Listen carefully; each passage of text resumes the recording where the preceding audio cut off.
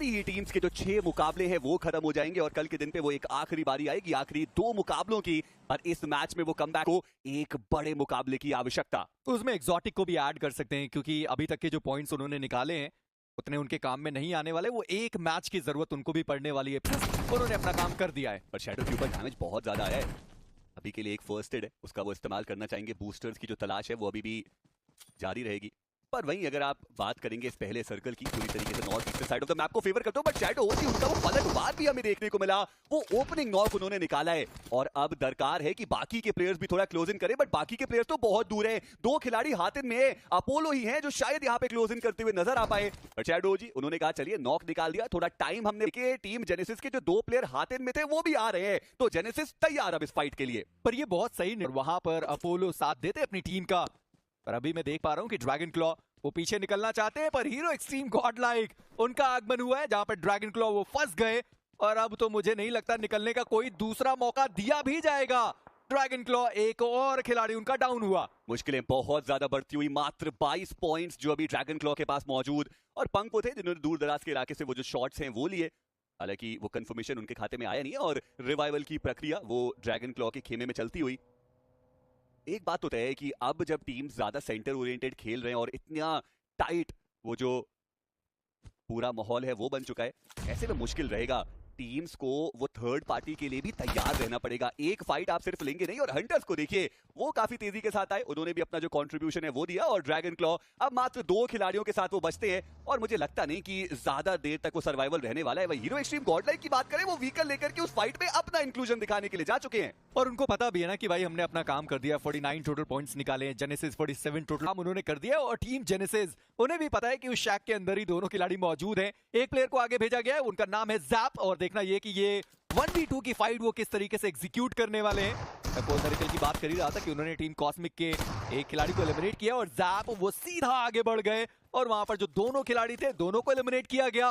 पंक को अपना फिनिश मिल गया। उसके नाम से थे, पहले हमने उनको एसओए के नाम से खेलते हुए देखा था टीम कॉस्मिक, जिनके लिए पिछला मुकाबला बिल्कुल भी बढ़िया रहा नहीं था और ओवरऑल स्टैंडिंग में वो टीम 24 अंकों के साथ 34वें स्थान पर मौजूद है और उनके सामने पंक की एक बड़ी चुनौती। हालांकि पंक अभी तक उन्होंने स्पॉट तो नहीं किया टीम कॉस्मिक के खिलाड़ियों को।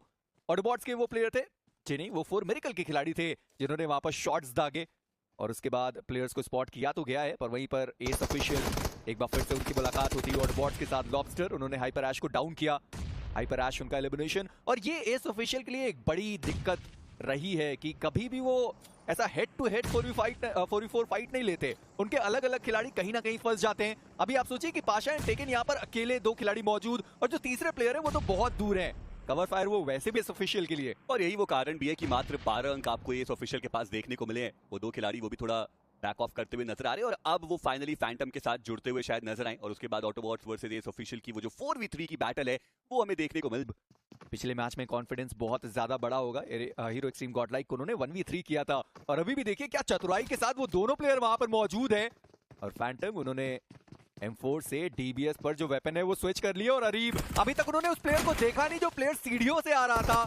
उन्होंने फैंटम को जरूर देखा है और अब यहाँ से एस ऑफिशियल का बच के निकल पाना लगभग असंभव सा लगता हुआ। लॉबस्टर थोड़ा पीछे जरूर है टीम ऑटोबॉट से, बट ये काफी कॉन्फिडेंट ऑटोबॉट नजर आ रही है। वो बिल्कुल भी रुकना चाहते नहीं है। वो आप देखिए कितने फियरलेसली पुशिंग करते हुए नजर आ रहे हैं। लेकिन ये गलती टॉक्सिक वो बिल्कुल मुंह पे उनके आगे आ गए और घूम करके उन्होंने एक और नॉक निकालने की कोशिश करी। अरीब भी डाउन है। पाशा बेहतर प्रदर्शन उन्होंने करके दिखाया, बट लॉबस्टर वो अब एकमात्र खिलाड़ी बचे। मैं इसी चीज की बात कर भी रहा था कि क्या दूर दराज इलाके से लॉबस्टर वो बेटर कवर फायर दे पाएंगे और अब तो मिस्टीरियस 4 भी इस मिस्ट्री को सॉल्व करने के लिए आ चुके हैं। ऐसे में जी नहीं, अभी तक पता नहीं है, पर जोन का शिफ्ट आ चुका है। नॉनिक्स वो अभी भी जोन के अंदर, हीरो एक्सट्रीम गॉडलाइक जोन के अंदर। H4 की हम बात कर भी रहे थे कि ये वो मैच है जिसको वो बड़ा फंसाते हुए नजर आएंगे और इन 3 फिनिशेस के साथ 4 मेरिकल अब इनका भी वो कंफर्मेशन कह दीजिए कि सेमीफाइनल वीक 1 में तो ये जा ही रहे हैं। पर ड्रैगन ई-स्पोर्ट्स चुनौती बहुत बड़ी और रीपर वो है जिन्होंने एक और नॉक निकाला और अब एरोबॉट्स उनके टीम में जो मात्र 1 खिलाड़ी है वो सर्वाइव होते हुए नजर आएंगे। लेजेट, और देखना ये कि वो लेजेट के पास एक वेपन मौजूद और जिनको उन्होंने काफी आसानी से नॉकआउट कर दिया, यानी कि ड्रैगन ई-स्पोर्ट्स अब इनका आगे चल पाना, इस टूर्नामेंट में बरकरार रह पाना मुश्किल नजर आ रहा है। और सेम सिचुएशन आप रिवॉर्ड के लिए भी कह सकते हैं। चलिए लेजेंड वहां पर एक और फ्रैग निकाला है पर मिस्टीरियस 4 उनकी गाड़ी वहां पर रुकी नहीं। पर H4 के क्या ये यहां से फिनिशेस बटोर सकते हैं अपनी टीम के लिए? माइकी ने बहुत बड़ा रिस्क लिया, ओपन में गए और अपने प्लेयर को रिवाइव करते हुए वो दिखाई देते हुए, पर अमेजिंग वो डाउन है। रिवाइवल का कहीं से दूसरा मौका दिखाई तो नहीं दे रहा है, पर वहीं पर जॉनथन वो अभी भी कोशिश कर रहे हैं कि जो खिलाड़ियों को नॉक किया गया था उनको फिनिश किया जाए।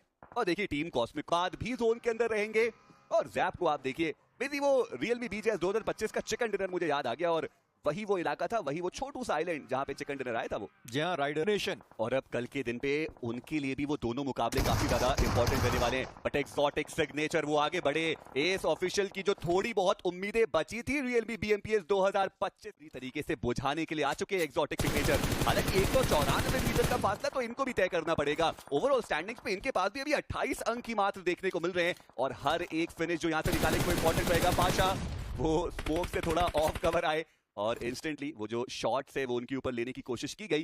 पर अब देखते हैं कि एक्सोटिक सिग्नेचर सर्कल के अंदर कैसे आएंगे, क्योंकि एजेस पे तो गॉड लाइक ऑलरेडी आपको वहां पर गेट कीप कर सकती है और साथ ही साथ जैगुआर वो भी आगे बढ़ते हुए। पिछले मैच में भी पाशा थे अकेले बचे हुए अपनी टीम से, वो प्लेयर जोन के बाहर एलिमिनेट हो जाएगा और वो जोन के बाहर एलिमिनेट हो गए, यानी एक्सोटिक सिग्नेचर उनको अपने finishes team God like S power, उन्होंने भी नॉक्स निकाले, उन्होंने भी फिनिशेस में तब्दीलियां की हैं। ड्रैगन वो अभी भी जैगुआर के वो एक आखिरी बचे हुए खिलाड़ी वो भी जोन के बाहर मौजूद है और पाश उनको यहां पर डाउन किया गया और ये शायद दूसरा से तीसरा नॉक उनके लिए होने वाला है। पर एस पावर उनका वो ग्रेनेड ठिकाने पर गया है, सामा उनको डैमेज पड़ा और शायद ये वो ग्रेनेड हो जिससे सामा आपको डाउन होते हुए दिखाई दे। जी नहीं, वो प्लेयर वापस बच गया वहां पर एक और ग्रेनेड और अब यहां से ब्लू जोन का भी प्रेशर आएगा, यहां से बच के निकल पाना देखिए वो तो असंभव ही रहने वाला है। और वो ग्रेनेड्स कुछ खास काम करके जाएंगे नहीं, थोड़ा बहुत स्प्लैश डैमेज जरूर पड़ा, बट जी नहीं सामा आप यहां से आगे नहीं निकल सकते। और एडमिनो वो थे जिन्होंने वो फिनिश दिखाते से यूसीज जो हैं वो कंट्रीब्यूट करनी पड़ेंगी। आप बस डिस्कवरी आइलैंड पे जाइए और वहां पे गेम्स खेलिए और सच में रियलमी BMPS 2025 का जो टोटल प्राइस पूल है वो 4 करोड़ तक आप मुलाकात हुई एडमिनो के साथ, जहां पर एम गॉड डाउन हुए, एक बढ़िया ग्रेनेड का इस्तेमाल किया गया इस पावर, उनको डैमेज पड़ा है पर एम गॉड को रिवाइव कर पाना बड़ा मुश्किल है। नेक्सस वो भी यहां पर डाउन हो गए और स्काइलर वो एक आखिरी खिलाड़ी बचते अपनी टीम से। इस पावर एक और उनका ग्रेनेड आया पर वो अपोलो थे जिन्होंने नेक्सस को एलिमिनेट किया, यानी हीरोइक टीम गॉड लाइक उनको 2 फिनिशेस मिलने चाहिए थे, एक ही फिनिश उनको मिला है। पर जॉनथन ग्रेनेड बहुत कम वो मिस करते हैं, एक और ग्रेनेड, एक और frag hero extreme God like के खाते प्रकार से वो खेलते हुए नजर आ रहे हैं बैक टू बैक, हमको भी काफी आसानी से सिक्योर हो जाएगा। बट जॉनसन का वो स्प्रे, वो नॉक उनको निकालना चाहिए था, शैडो की HP जरूर कम की।